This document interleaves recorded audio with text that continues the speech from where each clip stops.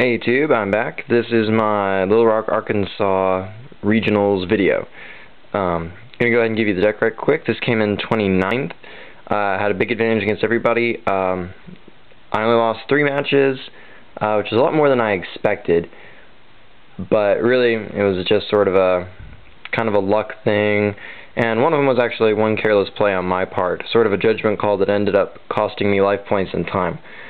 But anyway, enough said. This deck got scouted about... I got scouted by like a third of the field within the first 2 rounds, so I guess that's saying something. It was a crazy field, too, full of all kinds of decks. But anyway, give you something to look at. 3 Dekoichi.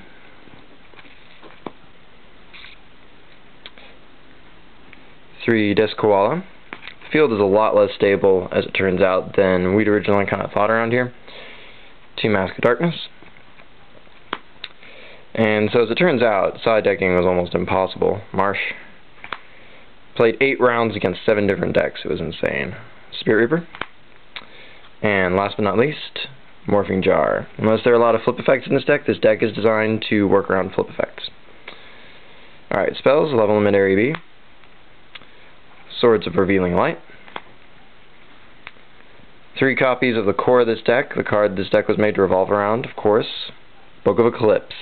It's amazing how powerful this card is. It's also amazing how many players will fall for the misplay on this card. You Book of Eclipse their field and they won't flip them back up in order to attack. They'll leave them thinking that drawing the cards is better, even sometimes when they can win the game by attacking, or put themselves in a position to potentially win the game. So it's a pretty powerful card, not to mention you can recycle your own flip effects. It's a great way to draw cards in this deck. It's a great way to finish people off for burn, not to mention forcing them to draw Book of Eclipse, like if you book them during their battle phase, is a great way to make them draw cards and hit them with Secret Barrel and Descoala. Also 2 copies of Book of Moon, just 2, don't need 3. And 3 copies of Wave Motion Cannon, which is a lot of quick, easy damage. Try to get it to 3 or 4 turns before you fire it. Traps, Gravity Bind, of course.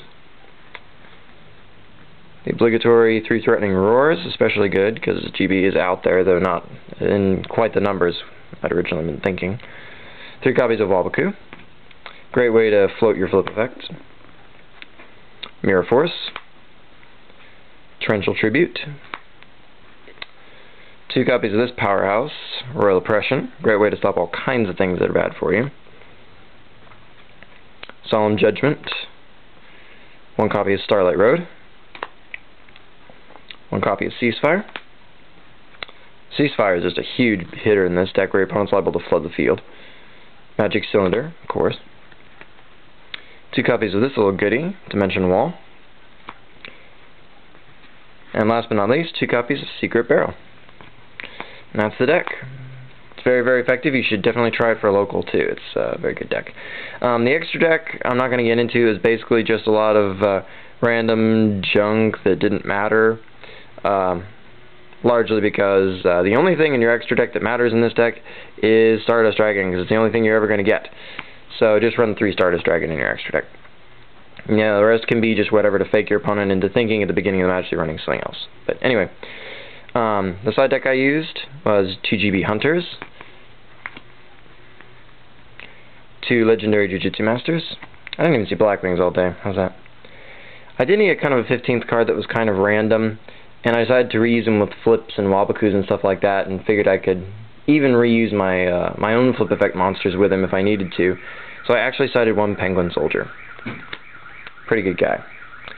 3rd copy of Book. MST.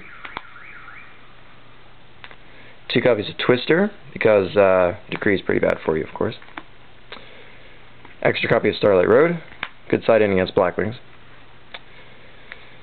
2 copies of Divine Wrath. This thing was saving me left and right. He's a great side-in. He's about the only way you can kill Heraclinos. Stuff like that. Also works well on Monarchs.